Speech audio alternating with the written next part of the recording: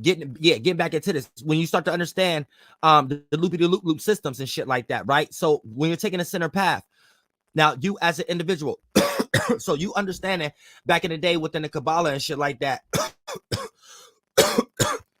This was them trying to help you understand their internal astrology, right? And their tarot card, aka these create events. As a solar plexus, when you individualize, aka give your individual attention to certain desires and things of that nature, for the most part, this allows you to create certain events in your life. And certain events is negative and certain events is positive. Thank you so much for the donation, Kabaka. Pardon me. You said it's trending right now to hate against Ohio. Yeah, I don't know why. I didn't know that was trending. Real shit. Thanks for putting me up on that. I gotta see what's going down. But look, yeah. So for the most part, when you start to talk about energies and shit like that, right? Like I said, Saturn's like the time that you kind of control discipline and shit like that. So for the most part, with discipline, it separates you from your lower desires. So this is why they created the concept of Satan worship in Egypt. So all these different names like Netter and all these different kind of concepts are inverted names of Satan, but Satan was meant to be the demiurge that you cling on to that separate from the other demiurges and things of that nature. So you end up being the head of the snake, not the tail of the snake, or somewhere in the middle of the snake, which the tail of the snake will be the ground bases down here, you being so materialistic or lost in the world. And the head of the snake is the Saturn, head into the crown, head into transformation, into your next exaltation life, your afterlife and things of that nature, back here into a better transformation, and that you could take more power and control over mentally and physically and to the external world, to maintain your rulership or to mummify yourself, or it's all concepts of how we come here. We're learning how to come back here without the baggage that we had in the previous circumstances, and that teaches that we learned more, because if we create a circumstance where we're able to access more of the universe and create a product and be part of change here by our intellectual property, that's a spiritual example of, in a previous lifetime, we dealt with something in this esoteric school that we are in, this university. When you keep right now, if you are experiencing a lot of turmoil, lacking non-support, inability to have ideas and creative aspects and things of that nature, there's things that you still have to deal with, so you could be in that certain space of freedom to have your mind receive the thoughts that God trying to give you and things of that nature, to expand the universe with all possibilities to work for God. And for the most part, you have to, one of the first lessons is transmuting your dislikes, because your dislikes is a first correspondence and starting point to understand what you brought from a previous lifetime as the same energy, it just taking a different shape and form as blockages or holding you back, or dislikes, or you creating vulnerable situations for yourself to make you not have those times of seconds and minutes and hours throughout the day of your creative gifts that God needs you to be in as free time and things of that nature. So keep that in mind. Now, so basically the whole thing is to do is this, to go down and zigzag up, right? And it's really no actual way, because depending on what time of the day you was born, your alignment may be a little different. So your way of going about this may be a little different than other individuals. That's why it's an internal thing, just like a Bible and things of that nature, right? So for the most part, but let me just generalize it. On a solar plexus, the whole point is to get to here from Pluto, but you have to deal with all of these before you get there. So the first thing you I ain't gonna say you want to do, I'm just giving you a generalized perspective, so I could, for lack of better words. So the first thing you actually want to do, now don't say this is at law, you got your own way of going about this. Another person could go to Venus first, person could go to Mars first, but I'm just generalizing it. And I think it's a good way. But for the most part, look, like I said, the first thing you want to do is get your ground bases together. So you want to get your emotions together, your yes off, which is the moon, and your ground base together, your material. So this is your first three things that your spirit like to correlate anyway. So these are representations of your space and your houses anyway, and what you have created in these spaces, right? So for what you have created in that space, which is these three sapphires or chakras, or this 2-1 to reflect the physical representation of these things that you as a spirit to like. Once you get a shadow work going on, you're able to understand what to attach to and what not to attach to, what harm you or what help you when it comes to the material and the maternal. Now, understand that. Now you can take those two paths to start to create equilibrium back to your center self, right? You're going to understand, you're going to start to understand that you need Mercury and Venus. You're going to need to think about things that you love, as long as you got your individuality, the way you reflect, shadow work, and your ability to ground these things so you don't get lost in material, right? So once you start to think about the things you love, it'll be the right things, not things the shadow government got you in, or not things that lead you to just wanting your validations and shit like that. Now, once you get that together, then you go back to your center self. You're able to have this goddamn it triangle about yourself to able to. It ain't really a rise. See, people might look at this like an up, down, left, right thing. Always look at this like a 3D perspective. So if you was a spirit inside of all of these, you put your spirit inside your solar plexus one, and you're looking around at all of these things. So all of these things is around you. So these are locations, not like up, down, left, right, like you're going to this box, then you go to this box and you up. We're making that as a correspondence, as an allegory to understand it, because we're standing upright. But we all know we're born laying down. That's why they got the Hiram Abiff concept, or Sin Indian style, where your chakras can correlate and filter through you through their day and night times. You know, like Mars is ruler is home, and the dick in the pussy area. So as you Sin Indian style, that'll be your aura chakra, your Mars chakra, rotating from its daytime to its nighttime. Its first house to its eighth house. It's to the head, to the dick or the pussy area. And then Venus transition water cycle is a little shorter, so it moves faster as a time. So that one leads from the throat chakra, aka the second house, and motherfucking the house right above the dick and the pussy, which is the seventh house, Libra. That'd be the daytime, and the nighttime would be the neck. And then that one spinning that way, and then you get all the ones, and then the chakras bending in on themselves to create the organs that they represent. See what I'm saying? So for the most part, here's the thing. Now, when you get into the aspect, somebody said, what is Hiram Abiff? Hiram Abiff is an allegory, a Jewish allegory, a Masonic allegory that they took from Jesuits, Jewish Jesuits, utilizing, the book as an occult practice. So you might not find Hiram Abiff exact terms in the Bible, but in the Old Testament, you might find Hiram and things of that nature. I think it's in the book of Chronicles, if I'm not mistaken. It might be in the book of Kings. It might be in the book of Chronicles, because it's a lot of Masonic. If you understand the Bible, right, and Egyptian hieroglyphics and things of that nature, you can track each occult practice, right?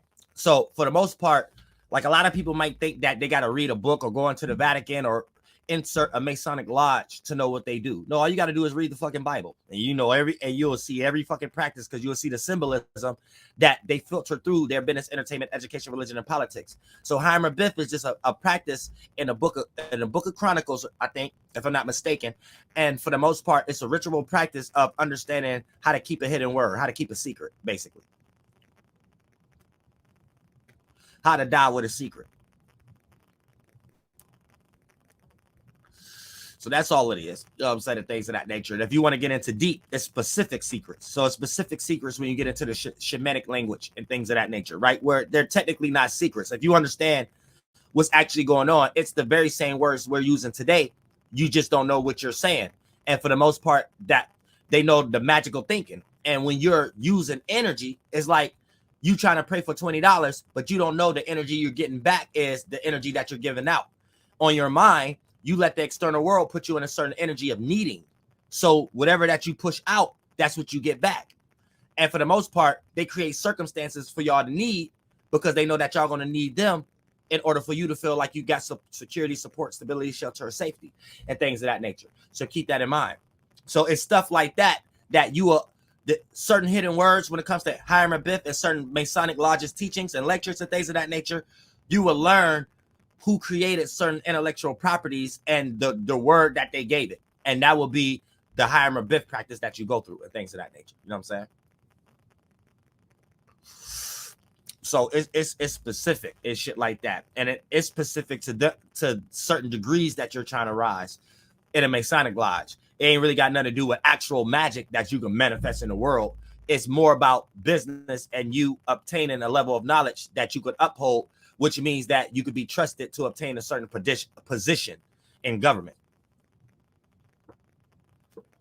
So a lot of these niggas be playing with themselves, literally.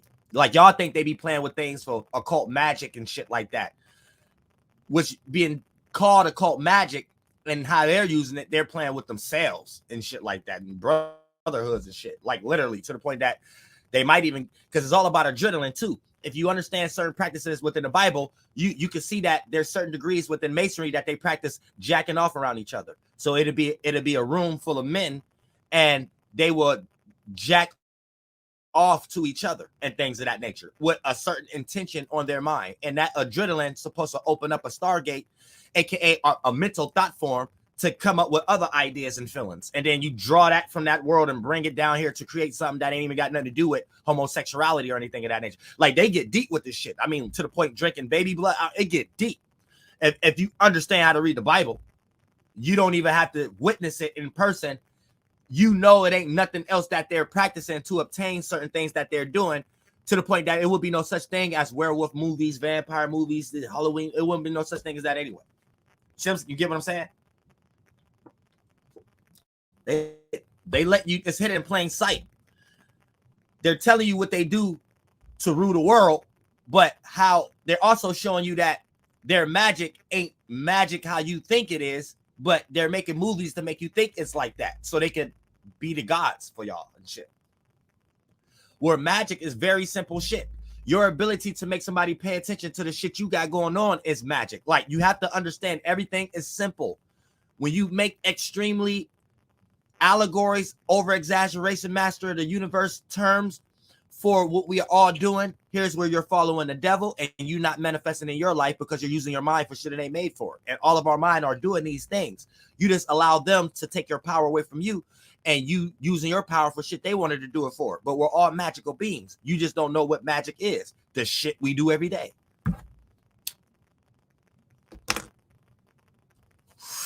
You know what I'm saying? Real motherfucking shit. Now look, check this out, right? So you want to go. So once you complete this, now you're going on to this cycle. You're expanding yourself. It's internal, external, distance, closeness, expansion, contraction, not up, down.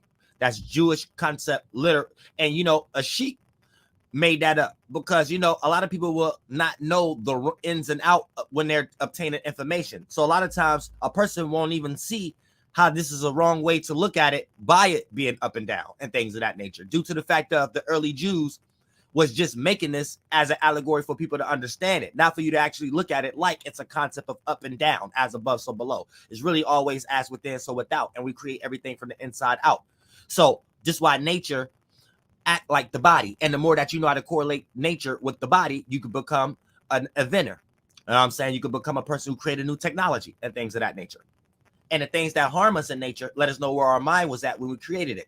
So we know what harm us now. The thing that's help us in nature, or fucking, or eating, and things of that nature, or shelter, is the things that help us understand where we at spiritually. So it's not wrong tearing down trees, because we always create trees. We create the tree seeds with our mind.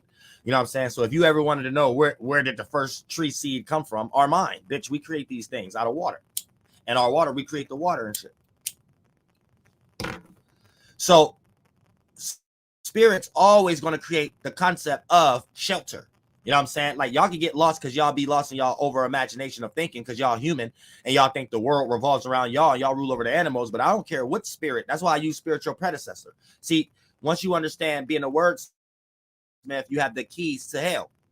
So what you will understand is this: ain't no animal or no bug or something like that in no religion like a human is, but yet it's spirits in them because they're conscious. So what are they doing? They're tearing down shit also to build their beaver dams, to build their bee nests and shit like that. So that's just something spirits do. We take what we created with the mind and do things that we did in the mind. So as a spirit, we created a mind, and that mind is what we're calling a esoteric temple or household that you go to in your dream, right? So for the most part, as above, so below. As spirits, what we do with the physical form, because our mind made the organ, what pleases us is shelter from the rain and shit like that, right? So obviously, as a spirit, as above, so below, when we did that technique, that represented positive energy. So us in the spirit realm, that must be something we're supposed to do other than something negative. You get it? This is how you understand spirituality before you have a bias, and then you can have a right argument. Now you can have the right argument. You know what I'm saying? Now you can argue if people tearing down too many trees for the sake of this, their selfish energies. But if it's just for the sake of shelter and this is just what we do, for the most part, okay, that's cool.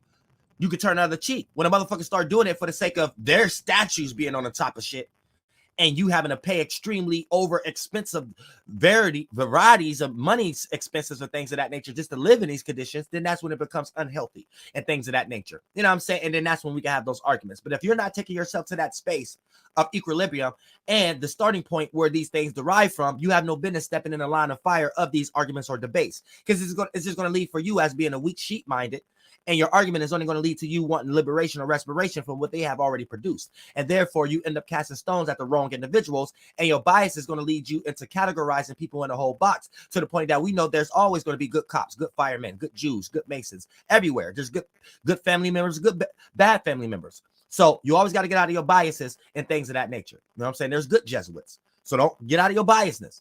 And you never know. Whatever you're doing as producing a product, you may spark the attention of one of these good individuals who have made way more of this world than you. And therefore, you get secretly funded and things of that nature by individuals that's in these things, just because you are an individual that can connect to them, because you understand that we are all spirits in a mind. So you separated your biasness. So everybody are able to be level when they experience you. You know what I'm saying? Everybody are able to be on the same playing field. And when you get more of the world for God, that outweigh any evil. So you will infiltrate just doing what you're doing without screaming and try to do what they're doing and copying and going against them and put them in opposite modes. When you just doing what you're doing, you can sit somewhere and infiltrate spiritually. God would use something or a light form from you to affect these individuals, and you would get a large percentage level of these individuals that run the world just to be on your side. Then numbers, teamwork makes the dream work. Everybody on your side, if a small group of people that's evil is getting outweighed by a large group of people that was helping them because you changed their mind, then guess what? We changed the motherfucking world. Start there. You wasting your motherfucking time being in these goddamn businesses, entertainment, education, religion, and politics. You're not even in the space of God using you as a vessel to come to all ladder scales instead, which is what this is. The DNA ladder scale. All of us in position as spirits, emitting our own lights to share it together, and then it becomes that actual external representation of what a space would look like, and that becomes the DNA scale. All of us sharing a similar trait to create similar forms to express our own individuality, spirits within it. That's what I'm saying. I know I be getting deep spiritual. I'm about to open it up too, but like I said, because I got some more slides real quick.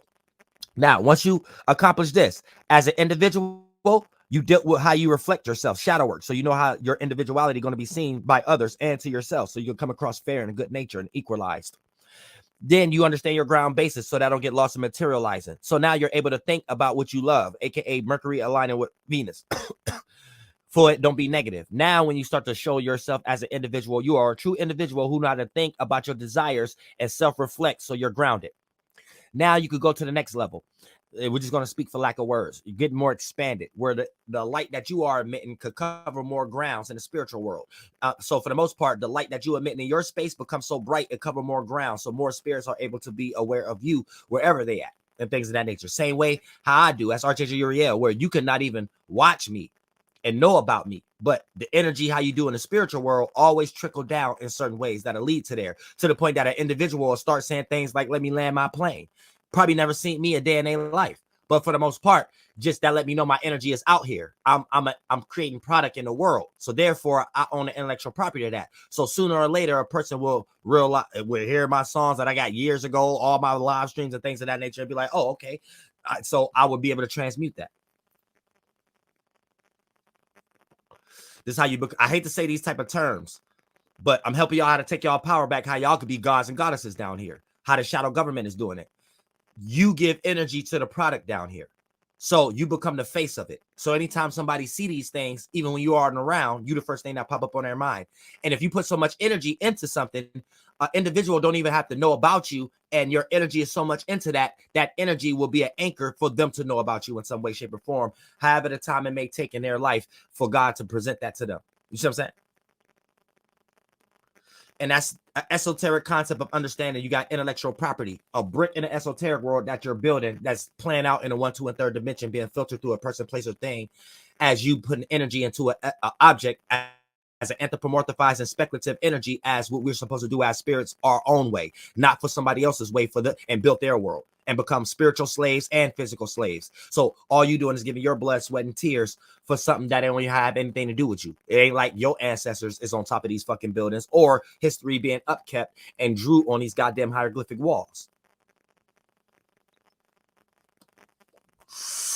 You know what I'm saying? It feel good to be spiritual. Real shit. It feel good not to be lost in shit. I don't know how y'all feel. That's how I like it. That's how I feel. It feel good not to be lost in shit. But yeah.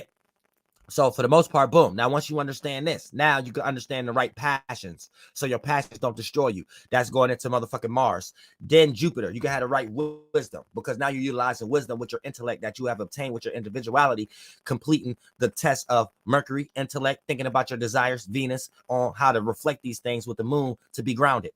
So when you start to utilize your passions now that look kind of fair and don't look like you're doing things for alternative motives, your motivations turn into wisdom and it expanded now, and you being able to have more experiences, which is Jupiter, which going to lead you into Uranus. But a lot of times if you miss Uranus, sometimes you go straight to Neptune and Saturn because Uranus is within the back. It's called Darth Vader, right? The darkness. You have to know that sometimes what you have obtained by being successful, sometimes you can become greedy.